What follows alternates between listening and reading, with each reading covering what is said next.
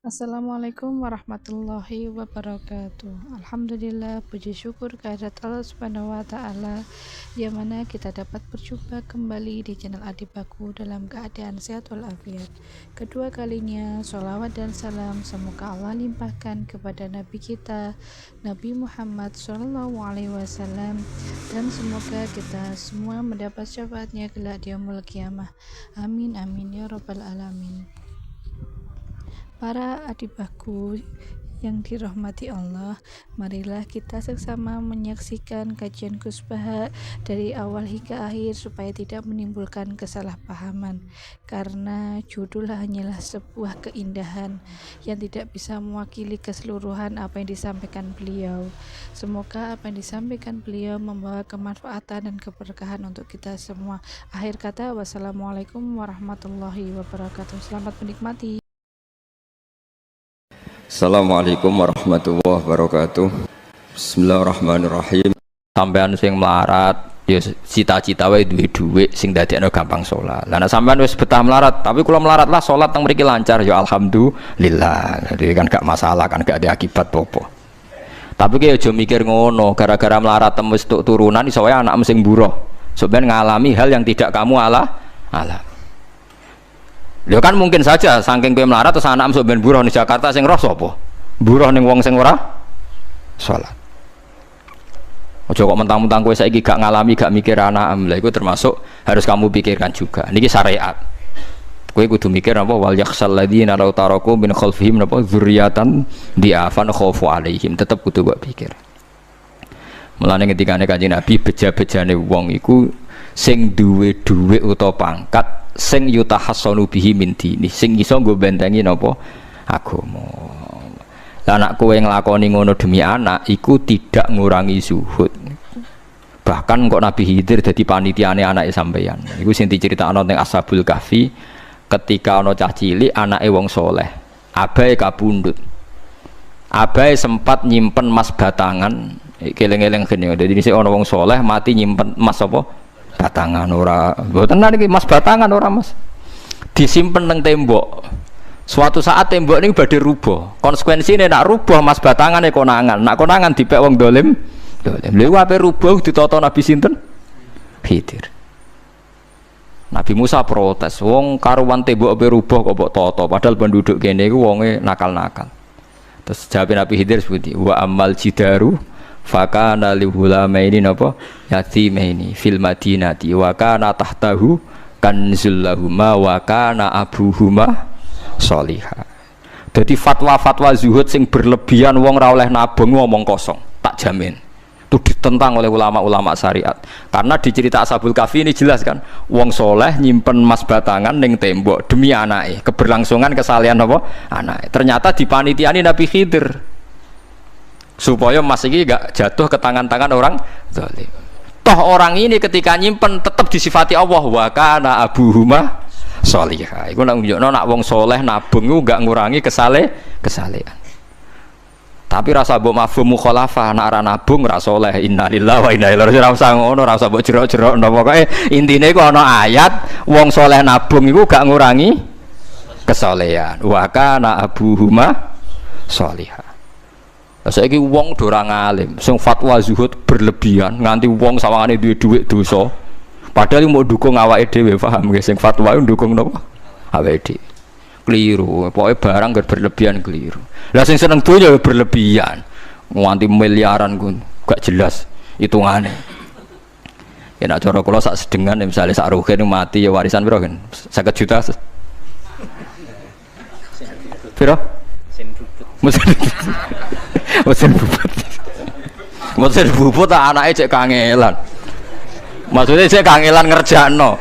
Nak emas sak karek ngedol lho. Mboten sing bener ya emas utawi ya tabungan lho. Mesin bubut padha karo ngeke penggawean. Mboten kula setuju mbek fatwane Ibnu Khaldun karena berdasar sejarah itu enggak ada nabi kecuali dari keluarga terhormat. Nah terhormat itu tadi, terus kata Imam Ghazali sebetulnya Anda harus terhormat kamu jadi presiden atau bupati. Ada adnal mal, ini rungokno tenan. Ada adnal mal atau adnal jah yang yutahassanu bihi min dini supaya bisa menjaga agama. Lah sekarang kalau pertanyaannya, gimana Gus kalau globalisasi itu tadi? Jangan-jangan misalnya kalau kita ngobong gereja di Indonesia misalnya, terus masjid yang minoritas di negara lain diobong sebagai balasan perlakuan umat Islam mayoritas nopo di Indonesia, terus gentinan Islam sing minoritas di negara lain ditindak. Itu jangan-jangan kita termasuk sebab, dan teori itu juga sah. Wong pangeran yo momo tenan, cara ora pangeran yo kapok tenan mbek teori iku. Cara ora pangeran. Makanya niku nyata. Wong sahabat itu jenenge sahabat anyar-anyar Islam nggih over. Kados Ruhin Mustafa seneng-seneng kula atau over. Saking overe bedina misoi gereja, misoi watu pangeran itu. Jancuk watu kok disembah. Pangeran nopo watu jancuk watu kok disembah. Akhirnya wong kafir malah sepi jancuk pisan pangeran. Pangeran akhirnya kena kan. Pangeran ya pangeran Allah akhirnya kena. Akhirnya ana syariat anyar. Wala tasubbul ladina tu'una min dunillah fayasubbu wa adwam bi ghairi ilm. Mat sahabat temu aja oleh misoi pangerane wong kafir. Kurbane aku mat. Jadi jangan kira semangat tuh. Misalnya kaya Ruhin terus semangat ngiyakno aku ora ngiyakno kiai liya aku ora damuk kiai akeh.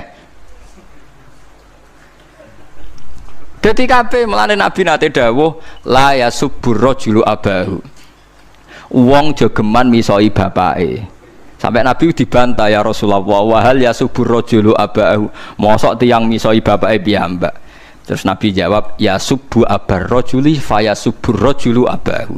Ya misoi bapake wong, akhire bapake dekne dipisoi. Ya mau misoi pangerane wong, akhire pangeranem dipisoi. Lah pangeranem ku sapa ora Allah kan? Nah, sistem global itu ya teori itu ya mungkin. Jadi kalau Anda berbuat baik sama agama lain, mungkin agama lain berbuat baik sama kita. Di negara yang saudara kita minoritas, kayak di Bosnia, di Rohingya, di Phuket, di macam-macam, di Mindanao, mungkin bahkan di Amerika. Wong kendel ning Pulau Jawa perlu ditakoki, kowe kendel mergo mayoritas apa mergi yo? Mergo jihad. Sampeyan tak ceritani ini kisah nyata kula ndek kanca khusuk era karuan. Nek ana ora salat giyeding era karuan. Islam apa Islam ra gelem salat ngene. Suatu saat dek niku uripe era karu-karuan akhirnya pindah ning Irian Jaya. Ning daerah mayoritas Kristen. Bareng kenalan kabeh jenenge martune sapa Kristen-Kristen. Suatu saat kenalan mbek wong jenenge Kristen Abdul alhamdulillah padahal wonge ra salat. Mergo butuh tenan, butuhe ketemu Islam, rasul tak elah, sementing apa? Islam. Terus dia ini sadar bener jenengan, Gus, kula gedeng wong rasolat itu mergo ning Jawa, Gus. Bareng ning Sumatera, ning di daerah Irian. Gak iso gedeng. Kowe gedeng wong rasolat tak ning Jawa, jajal saiki manggon Amerika. Ketemu wong asal padha Islam ya wis seneng. Lah iya artinya hukumnya wong gak ternyata ada ruang dan apa? Waktu. Ya kok kowe darani bojo mayu mergo ora tau metu. Kayak ngono. Soreng metu mesti tak ngerti kan waduh. Dadi wong ora ono sing bener asli paham iki cerita wong asli ora ono sing bener. Angger ana pembanding ya takobal apa napa? Minna minkum takobal apa? Ya kan. Mulane nganti dadi guyonan kena apa wong tuwa kok asring bojone do ucul mergo sing lanang ndelok bojone wong liya. Lali bojone sing elek terus dibarno. Ya tenan sebagian yang ngono tenan. Wong akeh sing diamuk sing lanang. Wong kok ayune ngono. Ngomong apa, Pak? Lha niku kanca kula tenan. Ngomong apa, Pak? Ya jujur wae jare sing lanang jawabane. Masa wong jujur gak oleh jare apa? Wong jujur apa? Lah saiki sampean mulai mikir. Nak saiki ning Jawa ana wong Islam gak salat. Oke, kita gedeng atas nama fitrah agama. Roh wong minum ya gedeng. Tapi sebagian gedeng kita memang masalah kondisi. Buktine hal yang sama kowe ketemu Islam ra salat nak kowe ning Irian Jaya mbok ning Timor Leste kowe seneng. Pira-pira ketemu padha napa Islami. Senajan to ora napa ora salat.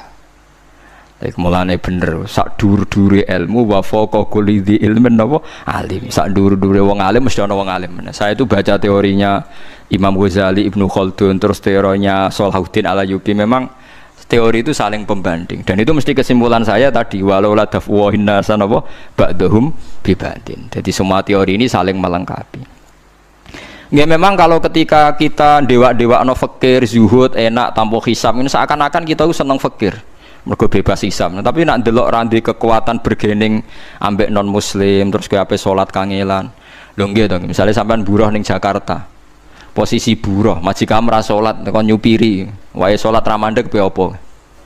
Nah, tapi nak kowe sing majikan buruh ora salat. Wae mandeg kowe salat. Ayo malah salat anutlah ora paham lah wis makmum. Gak tak pecat selesai kan. Oh, tetap gara-gara melarat itu tetap ora iso aqomus salat. Mulane ngaji ku sing imbang ya, aja pengagum kemiskinan. Melarat itu rasa mbok kagum-kagume biasa ae. Tapi aja mbok gedhingi dosa kowe kuwalat wong melarat ku napa? Gedhe wong melarat apa? Dosa. Tapi aja dukung, maksudnya wis ora usah didukung wis akeh malah menapa?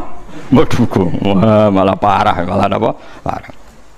Lah amar ma'ruf nahi mungkar itu syarat utama tadi ada adna malin nggih, ada adna napa? Jahin untuk yutahasson. Buktine semua nabi itu punya kekuatan sing dadekno enggak tersiksa. Ini ku ma ba'atsallahu nabiyan illa fi mana'atin min qaumi. Allah tidak pernah ngutus nabi kecuali dari kasta tertinggi. Jadi tujuannya wow, ada sistem sosial yang menjaga. Lucu kan, wong Quraisy gudinge ngono mbek Kanjeng Nabi, tapi ora tahu mata ini. Mergo sungkan Abu Thalib. Sungkan sinten? Abu Thalib. Sayyid Abbas urung Islam, tapi nak Nabi dipateni ya ora trimo. Sampai Darun Nadwa kebingungan carane mateni Muhammad tu piye wong dekne keluarga napa Quraisy. Sampai ono iblis mendo-mendo wong ngene ae tiap desa ngirimno satu pemuda. Engko ben dame Muhammad berceceran, pe nuntut sapa ndek nek sing mateni tiap desa duwe utusan sing mate kangelan. Mergo Nabi diutus fi manaatin mingkau. Nah, ketika Nabi pindah teng Madinah niku asline nggih mboten wong asing-asing amat. Mergo tiyang Yasrib niku wonten suku besar jenenge Bani Najjar napa? Bani Najjar. Bani Najjar niku keluarga besar Nabi saking Sayyidah Aminah. Mulane teng Barjanji diterangno ketika Sayyid Abdul Gerah niku mergo niliki keluargane mim Bani Najjar. Paham ya? Jadi intinya ya gadah manaatin min qaumi. Ngene iku Bani napa? Bani Najjar. Dadi napa jenenge sebut ini wa makatha fihim syahron yu'anu nasukmahu wasyakwa. Iku suku napa Bani Najjar, akhwalihi min Bani napa Najjar. Dadi eling-eling. Dadi mboten saged. Mane sampean ya ora usah protes, kadang-kadang kena apa wong alim-alim ya rontok-rontok Gus, rontok-rontok mulya karepe ben rapati repot nemen-nemen. Misalnya kayak wong alim terus wong biasa total wino terus kon bubut ruhin. Nah, wayahe mulang wayahe kon apa? Bubut. Ayo repot. Dadi Gus pangeran ape orang ngono ora diga? Ora digaji. Saya itu gak pernah loh takut mati meskipun saya masih muda. Karena saya bayangkan mati itu ya baik-baik saja. Ketika saya hidup ya gak tahu cara ngelola nyawa saya, kenapa kok gak pergi. Kamu tahu caranya ngelola nyawa kamu, kok gak mati sekarang? Gak tahu kan? Tahu-tahu masih hidup kan? Tahu-tahu diutang semacam-macam lah. Sebenarnya kita zaman hidup pun nggak tahu cara ngelola nyawa kita, cara kerja jantung kita, cara kerja paru-paru kita. Nanti setelah kita mati pun nggak tahu caranya hidup ketika kita. Tapi anehnya kita, mosok manusia sudah dilemah iso hidup lagi. Memangnya kita sekarang bisa hidup karena kita tahu-tahu ya hidup. Ditekdir anak yang melarat, pese elek, orang lain ditekdir anak Kiai Gus Mulyo. Kita kan nggak pernah bisa milih bapak ya ora iso. Ngerti-ngerti anak Karmen, anak Karlan itu sudah gak tahu. Artinya gini ya, sudah ya Allah ketika saya hidup ya tidak tahu kenapa saya hidup, pasti engkau yang menghidupkan. Ketika saya mati juga gak tahu kenapa saya mati, pasti engkau yang menghidupkan dan mematikan. Maka saya akan baik-baik saja di akhirat, karena ketika di dunia Tuhannya yang engkau, ketika di akhirat Tuhannya, dan sifat engkau tidak akan rubah, tetap arhamur rahimin. Makanya dulu wali-wali itu kalau mau mati ya santai aja. Said Umar bin Abdul Aziz itu ulama-ulama dulu kalau mau meninggal itu kalau keluarganya nangis marah besar. Memangnya mau kemana kamu nangisin saya? Lah kamu kan mau mati. Memangnya mau kemana kalau mati? Ya kembali ke Allah. Ya susahnya apa? Di dunia ya milik Allah, di akhirat milik Allah. Inna sholati wa nusuki wa mahyaya wa mamati lillahi rabbil. Yang aneh sampai harus melarat orang wani mati. Wah aneh tenan. Ya karena sampean tahu mungkin di akhirat lebih miskin lagi kan. Terus repot nah terus.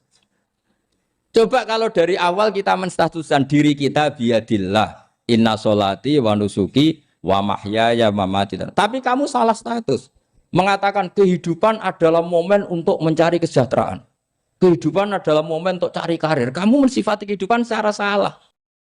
Jika kamu terjebak nyari karir, nyari kaya. Coba kalau kamu pakai mazhabnya sufi, kehidupan adalah pemberian dari Allah untuk kembali kepada Allah. Kematian ya seperti itu. Akhirnya ya santai saja. Inna sholati wa nusuki wa mahyaya wa mamati lillahi rabbil alamin. Istri juga gitu.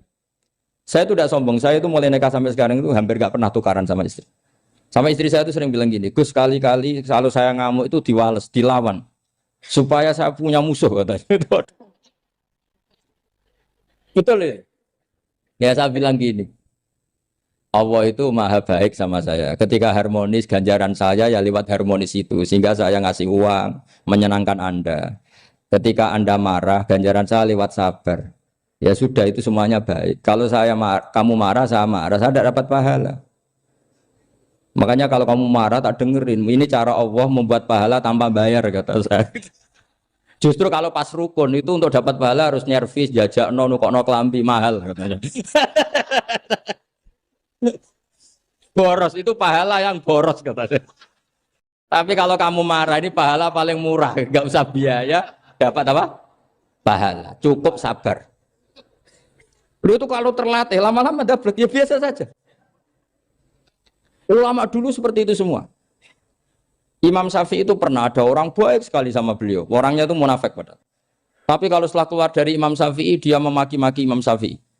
Suatu saat beliau tadi muji-muji jenengan tuh di luar maki-maki jenengan. Imam Syafi'i itu guyu semua nanya bukan alhamdulillah. Muridnya kan janggal. Ini dikasih tahu gitu. Alhamdulillah. Kenapa Imam Syafi'i dia kan di luar maki-maki jenengan? Berarti aku wong wibawa ning ngarepku rawani. Ya jadi dianggap enteng saja melihat. Berarti aku wong wibawa ning ngarepku ora wani. Ya sudah. Terus ketika ditanya, tapi itu kan bahaya bagi Anda karena memfitnah Anda gini-gini. Kata beliau, zaka Allah. Yang kritiknya bahaya itu hanya Allah Ta'ala. Yang lainnya enggak bahaya. Karena ini makhluk, doif, enggak penting. Loh kamu sampai tersisa dikritik orang karena kamu nganggap makhluk itu penting. Ini gobloknya sampai ya. Goblok segoblok-gobloknya. Coba kalau kamu mensatukan makhluk tetap makhluk, kritiknya enggak penting. Selesai kan? Selesai enggak? Ini problem Anda ada wali itu, kalau dikritik ya susah. Makanya ada wali itu problem menurut saya. Makanya saya enggak ingin enggak jadi wali itu kan. Karena hanya wali yang hidupnya itu la khaufun alaihim walahum. Yes. Orang dulu tuh semudah itu hidup. Gampang sekali. Dulu ceritanya di antara ceritanya manakibnya Sayyid Ja'far Shadiq itu, kalau ada orang memaki-maki dia itu dikirimi hadiah. Kenapa ya? Karena kebaikan kamu telah kamu berikan kepada saya, ini hadiahnya. Sampai malu yang kritik itu. Kan kalau orang rasani itu kan kebaikannya dikasihkan sama yang dirasani. Lah kamu kan ngajinya seperti itu, tapi dirasani kok susah. Harusnya kan kasih aja, ditransferi saja. Alhamdulillah. Ya karena kita salah menamain tadi. Sing rasani pembenci. Pembenci itu bahaya. Sehingga kamu mereaksi secara serius. Coba kalau kamu pakai hukumnya Allah dan Rasul. Pembenci itu pemberi kebaikan. Istri marah adalah pemberi kebaikan. Ada yang berani mulai mempraktekannya. Latih begitu terus. Insya Allah nanti hidup kamu barokah. Itu disebut wa'allama adamal asma. Dan itu yang diajarkan Rasulullah. Rasulullah itu kalau ngajarkan hidup itu gampang sekali. Allahumma ja'alil hayata ziyadatan li fi kulli khairin wal mauta rohatan li min kulli syarrin. Jadi kalau kita hidup anggap saja peluang untuk nambah kebaikan. Kalau kita mati anggap saja akhir dari semua potensi kejahatan kita. Anda sekarang mungkin tidak zina tapi potensi zina. Anda sekarang tidak korupsi, potensi korupsi.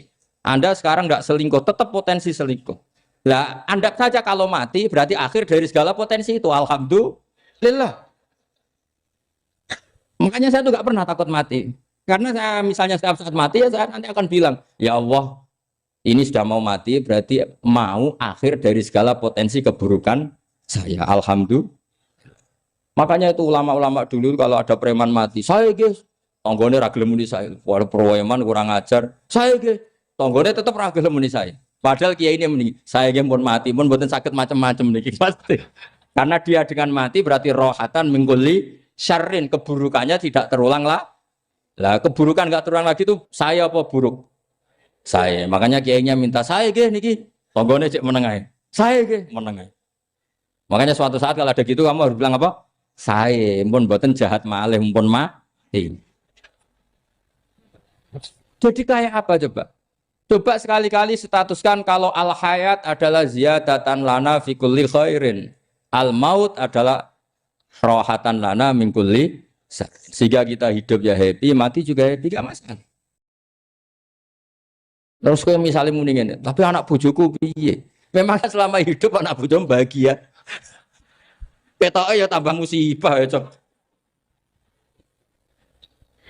Malah sombong lagi kamu, seakan-akan kamu Tuhan yang bisa mensejahterakan manusia. Wong isih urip kok bojomu wis ndonga muga-muga nang mati malah.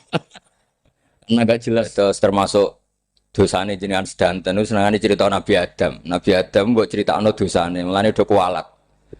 Wong nyeritakno bapake kok nyeritakno napa? Dosane. Mulane kata kiai kualat, wong bapake kok diler-ler napa? Dosane. Mulane nak cerita Nabi Adam ini kedah sempurna. Terus niki kula cicil juz tunggal napa wa 'allama Adamal napa? Asma. Pertama kali hubungannya Nabi Adam kalian Allah Subhanahu wa taala ini hubungan mengajarkan nama sesuatu.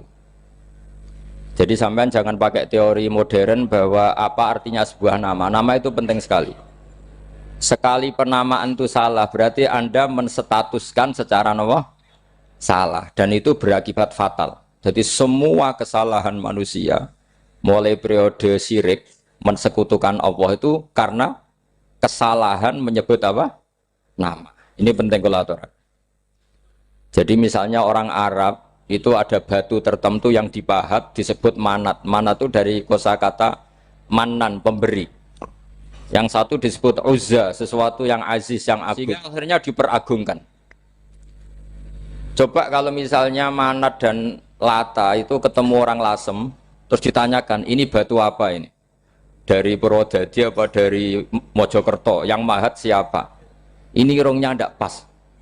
Ini matanya kok agak picek. Andekan distatuskan seperti itu, kira-kira disembah apa enggak? Enggak. Iki pas pembuatan ini pate protol terus digenti. Sehingga setiap kemusyrikan itu semua para nabi ngendikan inhiya illa asmaun sammaitumuha antum wa abaukum ma anzalallahu biha min sultan. Sebagian ayat ma anzalallahu biha min sultan. Bahwa kesalahan-kesalahan yang kamu timbulkan itu karena kamu kesalahan bikin nama. Makanya status itu penting. Nanti sampean tahu pentingnya yang saya katakan ini. Nanti setelah sampean mati, nanti mesti nyari saya karena kenangan ngaji ini. Ini Mas Atabik itu mas saya, beliau seorang dokter, tapi saya tidak akan bilang dia dokter karena nanti anak cucunya inginnya jadi dosen. Tapi kalau saya menstatuskan dia turunan Mbah Sambu, babe wong alim. Wah anak putune arah alim isin. Tapi nak di status no pegawai negeri dosen, wah anak putune boleh duwe pikirannya kan. Karena status itu mengilhami, apa status itu karena itu yang dikenalkan. Makanya ini penting. Fir'aun ketika dianggap sebagai Tuhan itu karena dia berhasil menamakan dirinya orang yang nggak pernah sakit dan dia penguasa. Penguasa itu artinya apa? Dia memimpin sekian orang. Akhirnya dianggap Tuhan. Tapi ketika debat terbuka sama Nabi Musa, pertama, mohon standar mohon gemike. Pertama kata Fir'aun, wama Rabbul Alamin. Lalu Tuhan kamu itu siapa? Kata Musa, yang menuhani langit dan bumi. Fir'aun masih bisa berargumentasi. Setahu saya di bumi Tuhan hanya saya. Soal kemungkinan Tuhan Anda di langit, terus Fir'aun nyuruh Haman, ya Haman ibnili sorhal ali abluhul asbab as-samawati fa'attali'a ila ilahi Musa. Tapi kalau itu dibuktikan, nanti Musa pasti kalah. Karena kalau Fir'aun naik ke langit, pasti gak melihat Tuhan. Wong yang Nabi saja gak melihat, apalagi Fir'aun. Pasti dia bilang gak ada. Tapi apa yang bisa mengalahkan Fir'aun adalah argumentasi status. Kata Musa, Rabbukum wa Rabbu abaikumul awalin. Yang nuhani nenek moyang kamu. Artinya kalau Fir'aun Tuhan, itu berarti Tuhan balita. Karena mbah-mbahnya dulu tanpa Tuhan karena Tuhannya lahir terlambat. Akhirnya Fir'aun saat itu juga para pengikut Fir'aun langsung menjadi mukmin meskipun menyembunyikan imannya. Karena kalau Fir'aun Tuhan berarti babahnya tidak punya Tuhan karena Tuhannya baru dilahirkan kemudian.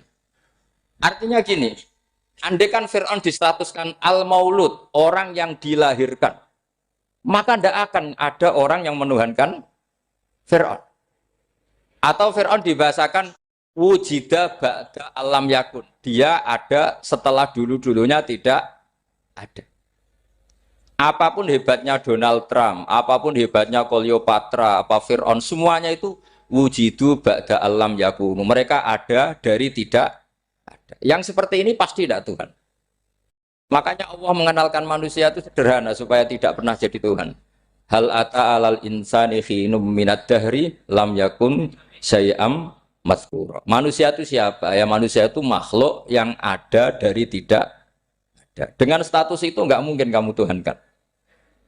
Ini penting saya utarakan. Jadi dua gerakan Allah itu pasti dimulai salah penamaan. Makanya saya kemarin ketika Mbah Mun intaqala ila rafiqil ala, ketika beliau wafat, saya bilang ke anak-anak Anwar, statuskan Mbah Mun sebagai orang alim allama al-faqih, muridnya Sayyid Alawi, muridnya Mbah Zubair. Sekali Anda menstatuskan beliau orang besar, tepaan santri sing mau luhur kepengin ditiru besar tok. Nah, niru besar tok terus ana santri mau ita itu tok ngerasa gede repot. Sama, makanya saya nggak pernah. Sebenarnya saya tahu, Mas Atabik ini Mas saya itu dosen saya tahu, tapi saya tidak pernah ngomong dosen. Oh, anak-anak era menjadi wong alim, menjadi dosen malah langsung berarti wong alim malah celokoman itu. Jadi karena salah status itu nanti panjang, akibatnya itu panjang. Makanya saya itu sebetulnya ya risih dikatakan Gus Bak itu orang alim, sebenarnya risih. Tapi saya seneng saja. Sing seneng beniru alime, sing hasut takjak kompetisi.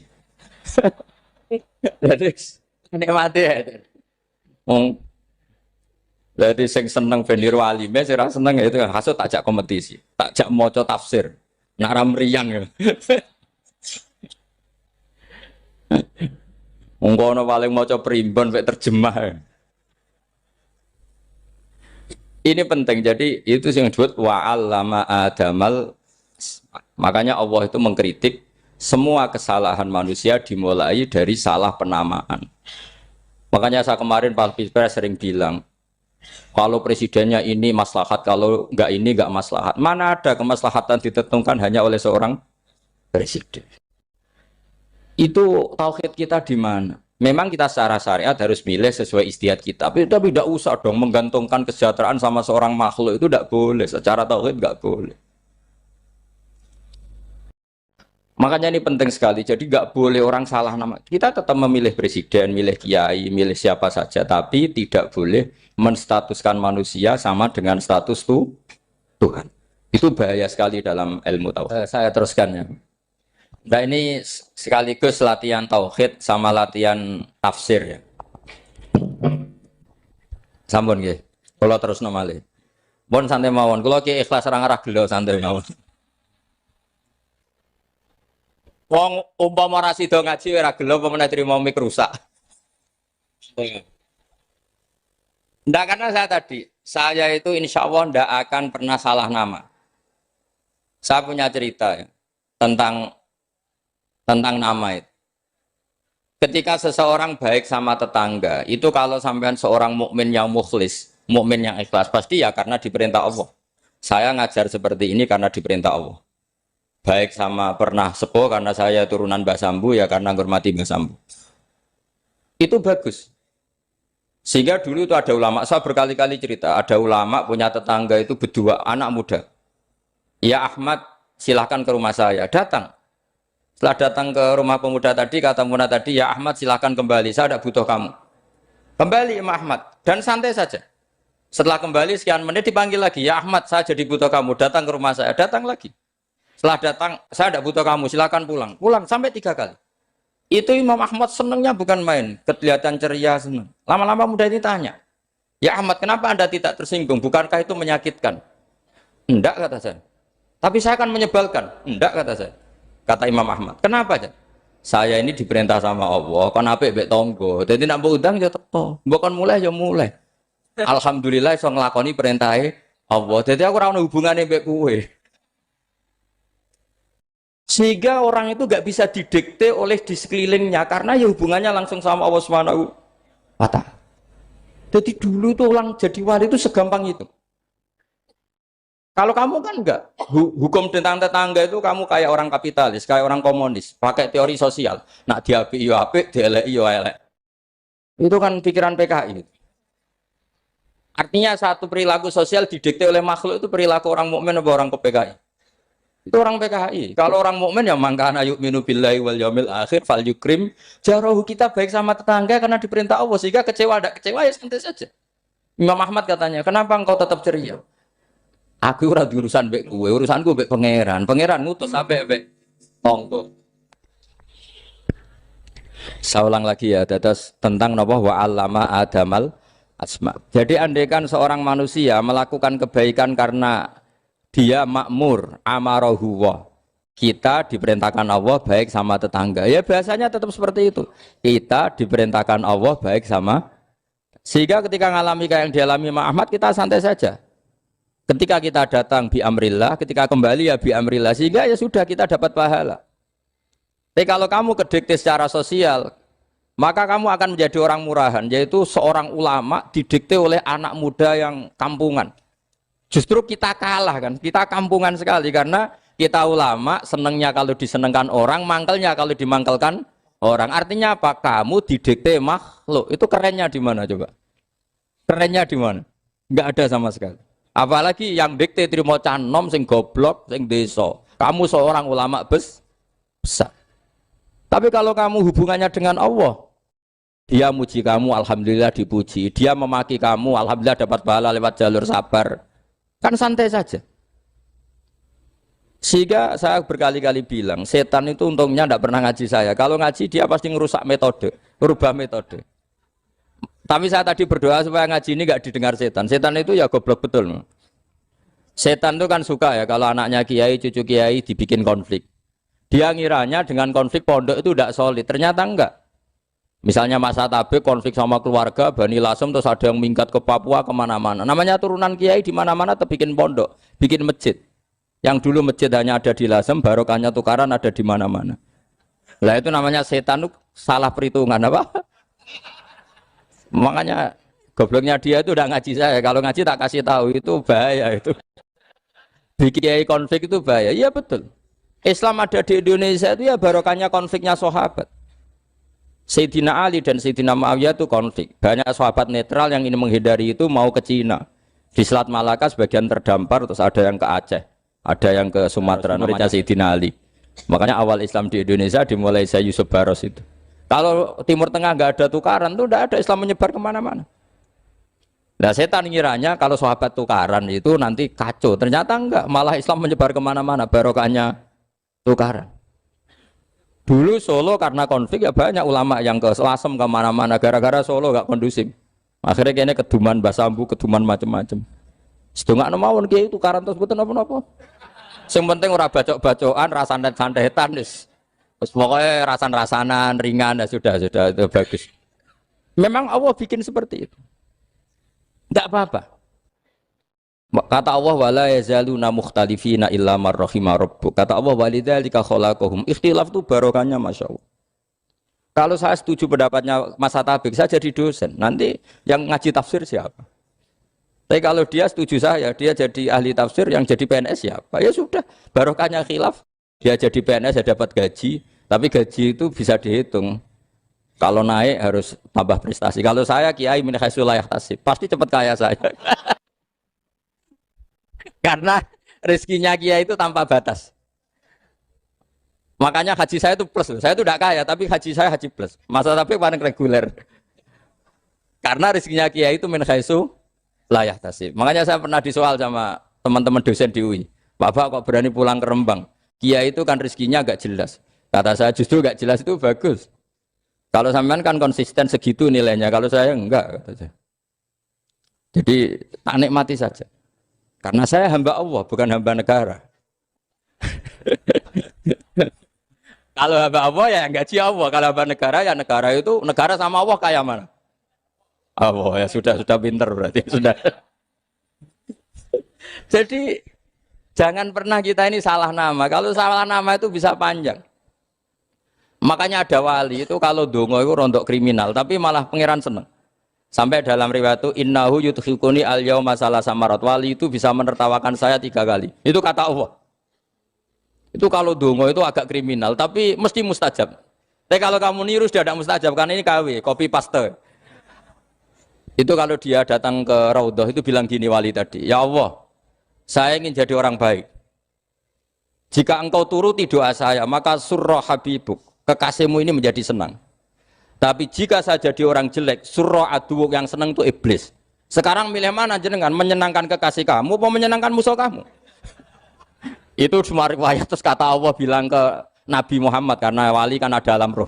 Wis kandhani wis mustajab coba lain itu gue. Segampang itu wali punya hubungan. Saya ulang lagi ya, tapi jangan ditiru. Karena kamu tidak wali, nanti setelah wali niru gak apa-apa.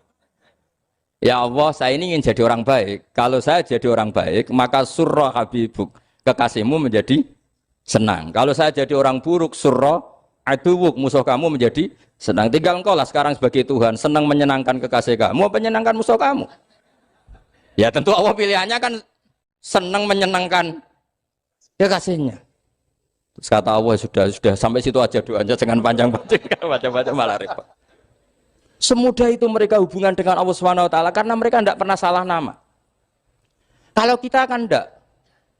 Kita tidak mesti walinya, tidak mesti istiqomahnya, kiai saja karena diangkat MUI, bukan karena kiai betul, atau diangkat di struktur kepengurusan NU. Terus doa pakai namanya sendiri, ya Allah saya ini ngitmai agama sudah lama, mbok ya Allah saya ini jadi gini-gini. Status kamu itu belum ada di arsy. Ini penting saya utarakan, jadi nama status itu penting sekali. Sehingga semua kesalahan saya ulang lagi itu karena status. Ini penting saya utarakan karena sekarang itu banyak nama itu disepelekan. Saya itu sering sinau kamus, jadi saya termasuk menekuni tafsir itu diantaranya menekuni kamus. Saya punya kamus banyak. Mulai yang dikarang orang setengah kafir, munjid itu kan, kafir tapi setengah. Karena timnya banyak yang muslim juga. Ada yang virus abadi, macam-macam. Yang saya kenang dari kamus, di antara kamus yang saya kenang tentu miliknya Said Zabidi, kamus Mukhid itu. Ada kamus milik saya namanya Mukhtarus Sikhah. Itu dikarang oleh orang alim. Itu bilang begini, sama tak bedai sekarang. Lafat ilah itu maknanya apa? Tuhan kan? Tasniahnya apa? Dia bilang isim ini tidak punya tasniah. Dia bilang ilah, normalnya tasniahnya ilahani, jam'anya taksir alihah. Tapi kata dia nggak boleh. Lughat seperti itu nggak boleh. Karena kullusmin harus yadullu ala aini musammahu. Ilah itu nama tunggal untuk Allah. Sehingga karena Allah itu tunggal nggak boleh ada tasniahnya ilahani. Karena kalau ilahani berarti kamu nerjemah apa? Dua Tuhan. Berarti kamu nganggap ada Zaidun. Ketika Zaid dua kamu bilang Zaidani. Kalau banyak kan nggak pernah ada Tuhan 2 atau 3. Makanya kata pengarangnya itu Abu Bakar Ar-Razi itu kata beliau, wahadal ismu la musanna lahu wala jam'ah wa innama jama'uhu wa sannauhu katanya. Isim ini tidak punya tasniah, tidak punya jamak. Tapi kalau orang-orang katanya, orang-orang itu bilang ini ada jamaknya, ada tasniahnya. Ini penting sekali. Karena kesalahan itu enggak ada. Cara teori Quran itu kesalahan itu enggak ada.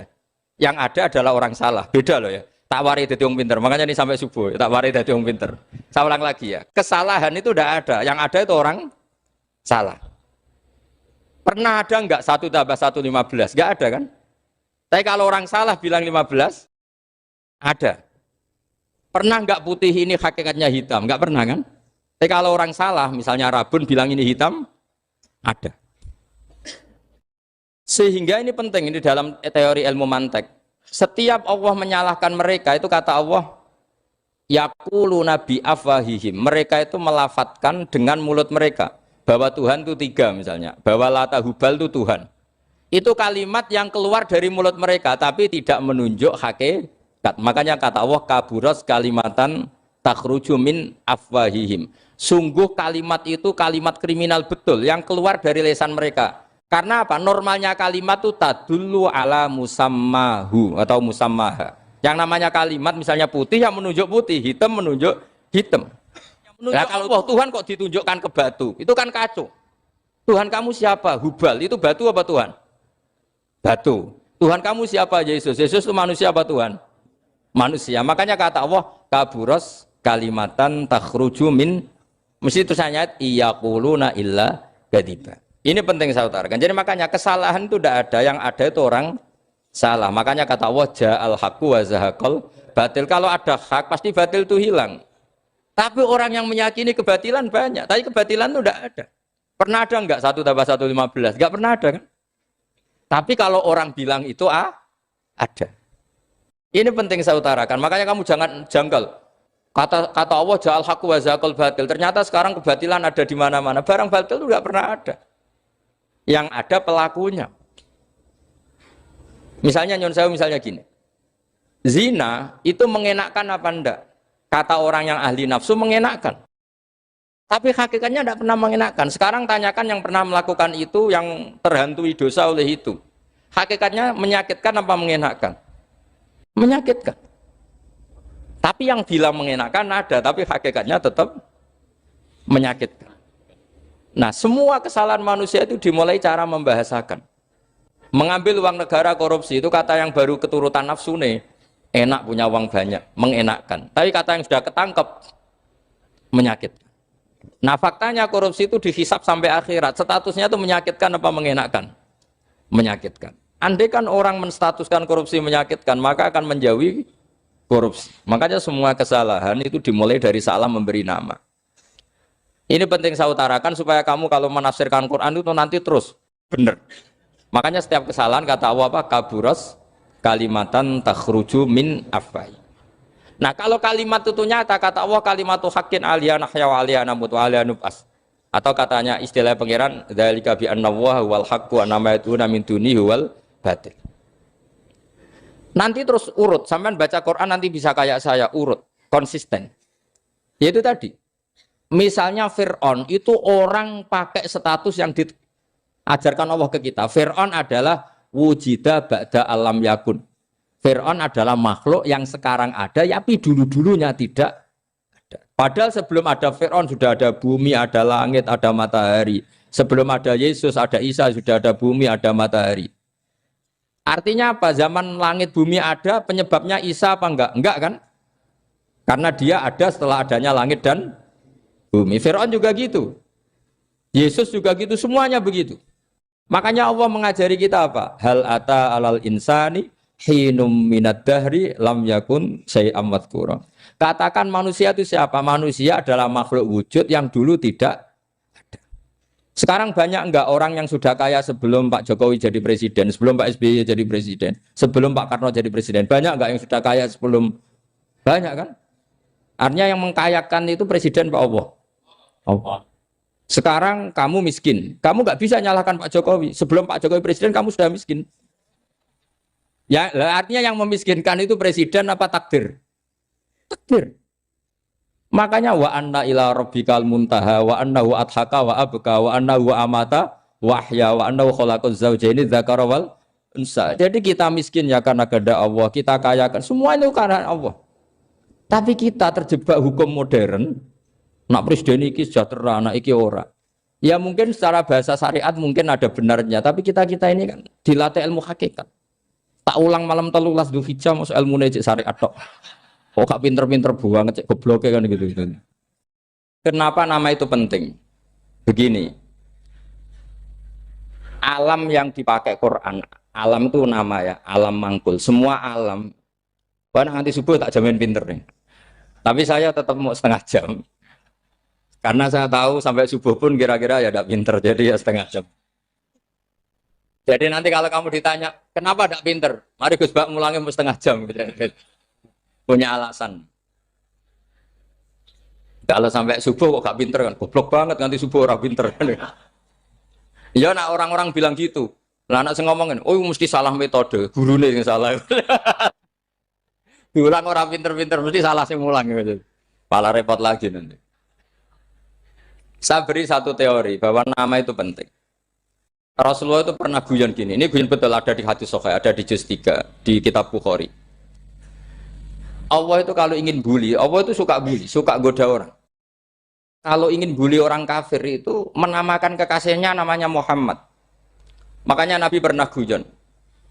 Ala ta'jabuna kaifa yasrifu wa anni syatma Quraisyin wa la'nahu. Kenapa Anda nggak pernah berpikir bahwa Allah begitu mencintai saya sampai bikin nama untuk saya itu nama yang membingungkan semua orang kafir. Karena kalau Abu Jahal nyari Muhammad mana itu kalau kamu tahu bahasa Arab, berarti artinya kan orang terpuji mana. Padahal Abu Jahal itu menghindari kata orang terpuji. Jadi bingung dia. Muhammad kamu jancuk, coba kamu terjemah. Wahai orang terpuji kamu, itu kan kado semua. Makanya Allah itu suka bully. Jadi kata Nabi Muhammad, kamu tahu betapa Allah itu mencintai saya dan bikin bingung orang-orang yang menghujat saya. Karena mereka kalau menghujat saya tetap menamai Muhammad. Itu coba kalau kamu tahu bahasa Arab, mana Muhammad orang yang berarti kira-kira kalau Abu Jahal Misa itu jancuk kamu Muhammad. Berarti artinya apa? Wahai orang terpuji, kamu jancuk. Ini kalimat yang kacau kan? Akhirnya Abu Jahal pinter. Kalau nyari Muhammad bilang gitu. Ya mudammam, ainal mudammam. Makanya kata Nabi, yastamuna mudammaman wa yal'aununa mudammaman wa ana Muhammad. Akhirnya Abu Jahal kalau nyari Muhammad, ainal mudammam, mana orang yang tercela? Akhirnya orang-orang tanya, mudammam itu siapa? Muhammad itu loh. Akhirnya dia keinginan lagi. Ya Muhammad itu loh. Akhirnya ya bilang Muhammad lagi. Jadi kayak apa? Makanya itu saya mangkal kalau sama orang dan anaknya Kiai jenenge Agus karena ya tetap diceluk Gus.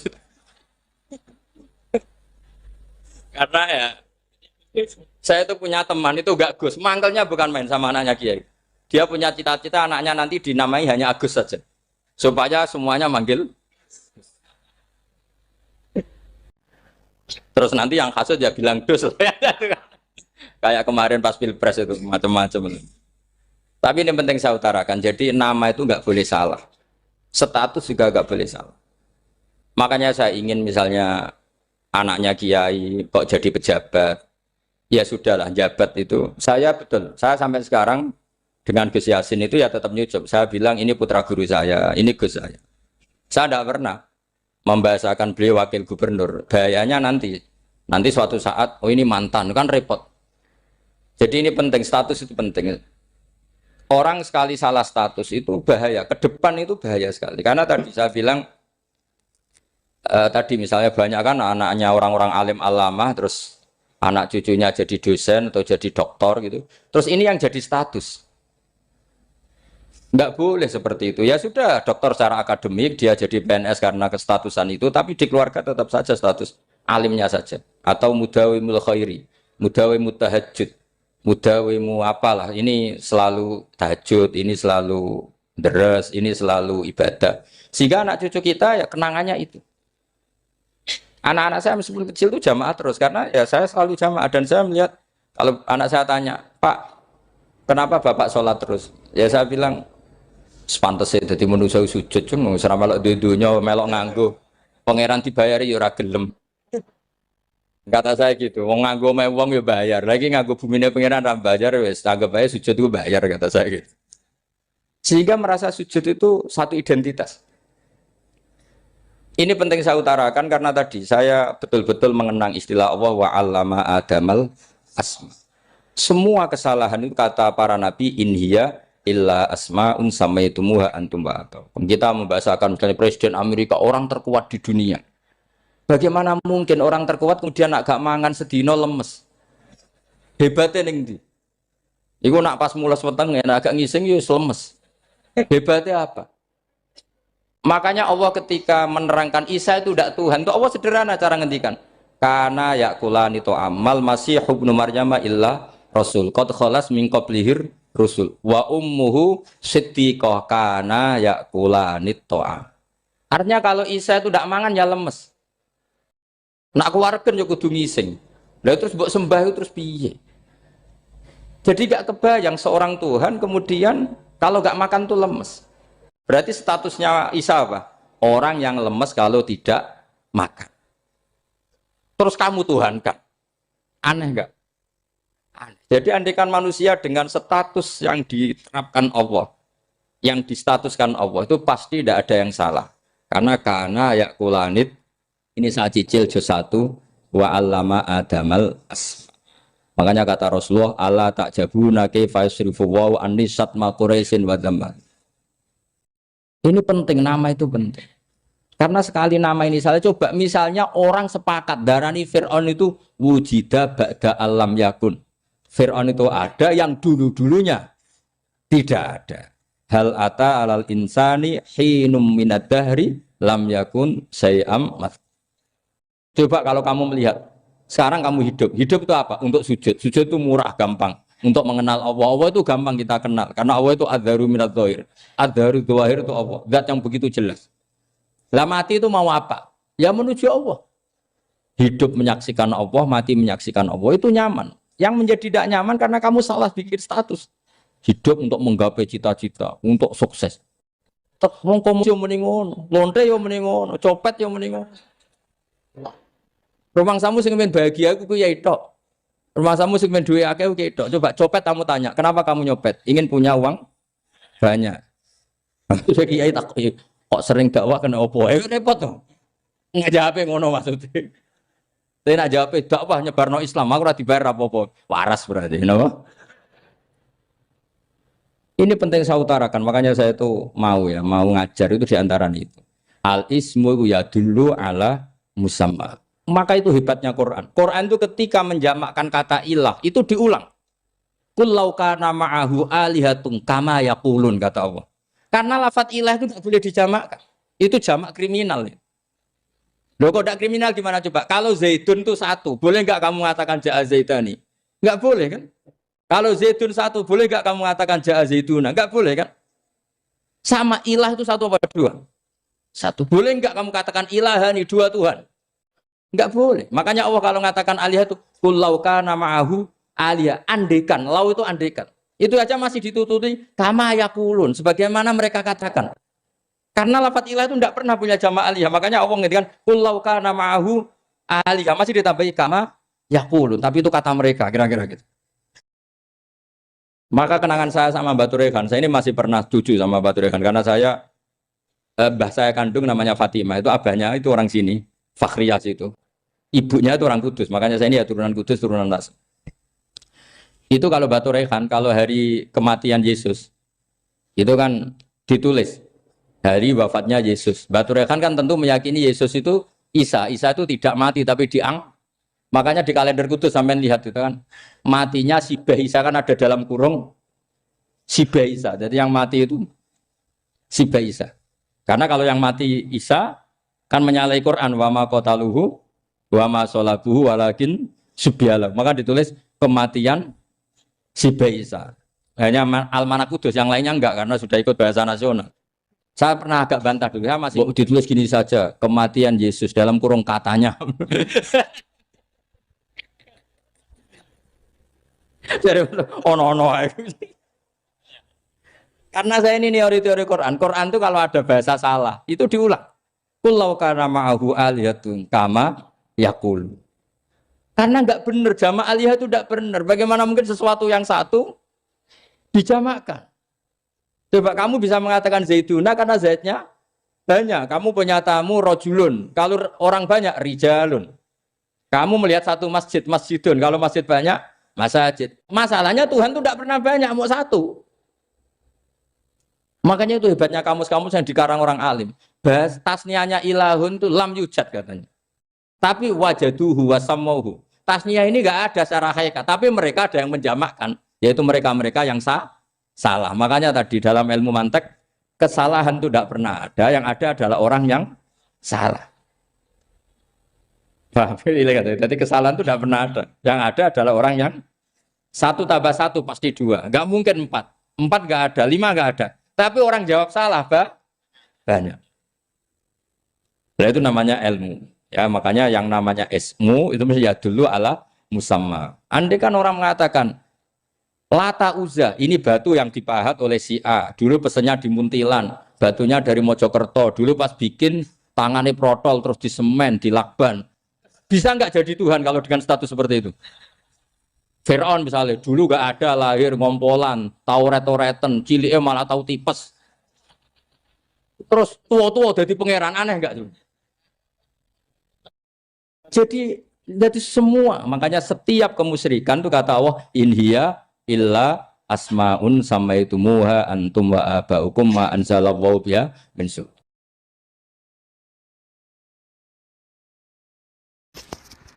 Pulau kenangan cerita dari Mbah Mun yang paling saya kenang itu gini. Dulu wono santri nakal. Biasanya ora dulu tok, saiki luwih akeh. Tapi sawangannya cerita kan kudu dulu karena sejarah itu syaratnya harus diomongkan dulu.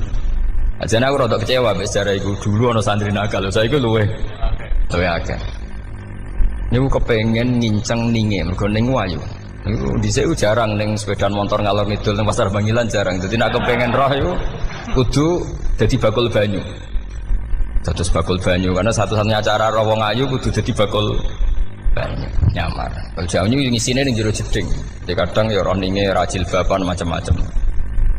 Kiai ini wali tenan, bukan wali debutan, bukan wali senior, namun wali betul. Nah, sampai saiki dadi wali kan wis ora ono kuota wali, segelem ra gelem jumlahnya supaya tetap ada terus diangkat nonton mawon wali. Ini bertahun-tahun. Kiai ini ngerti, seneng mergo digratisi, dikai rego murah. Kiai ini ngerti nek iku niate elek. Suatu saat gak ada perkembangan, santri ini mulai gremeng karena gak direspon. Diceluk ke kiai ini.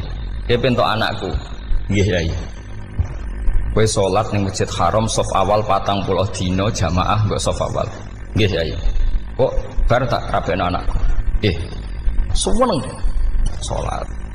Hari pertama ya demi dapat istri, hari kedua terus sesuai ku ini ku nyaman. Betapa nikmatnya sujud, nikmati rukuk terus nyaman.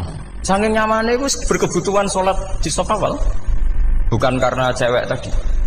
Barang hari ke-40 diparani mbek kiai ini. Aja mulai tak rabekno. Loh. Mboten saged, Mbah. Jare nek wis sholat 40 dina tak rabek. Oh mboten, sholat jadi montok cawe tok mboten. Betul nanya uang sholat jadi mati joli. Jadi orang nggak bener itu kadang ya jadi bener.